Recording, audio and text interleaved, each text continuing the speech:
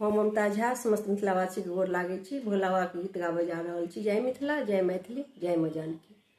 हो भोला बाबा हरब दुख कहिया, हो भोला बाबा हरब दुख कहिया। कहाँ बसु रामचंद्र कहाँ कन्हैया, कहाँ बसु रामचंद्र कहाँ कन्हैया।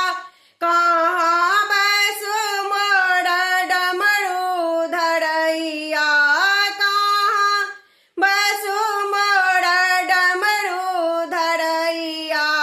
हो भोला बाबा हरब दुख कहिया, हो भोला बाबा हरब दुख कहिया।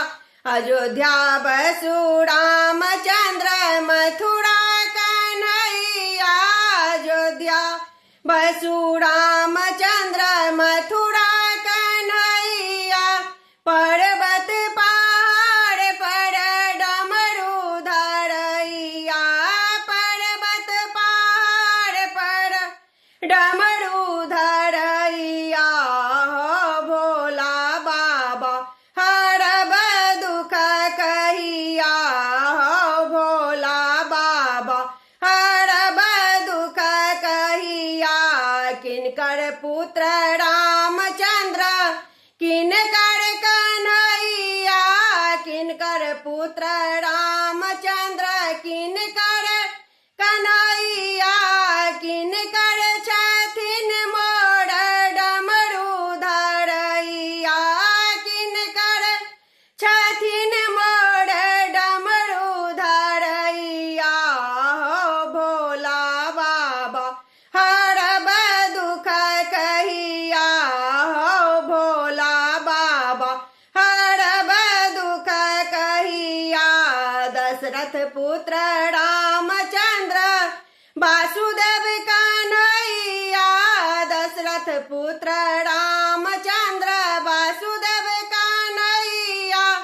अजन्मा छथिन मोर डमरू धरैया, अजन्मा छथिन मोर डमरू धरैया। हो भोला बाबा हरब दुख कहिया, हो भोला बाबा हरब दुख कहिया। की करत रामचंद्र की करत कन्हैया, की करत रामचंद्र की करत कन्हैया। किए करत मोर डमरू धरैया, किए करत मोर डमरू धरैया। हो भोला बाबा हरब दुख कहिया, हो भोला बाबा हरब दुख कहिया। पार करत रामचंद्र दुख हरत कन्हैया, पार करत रामचंद्र दुख हरत कन्हैया। संगी जेता मोरा, संगी जेता मोरा डमरू धरैया।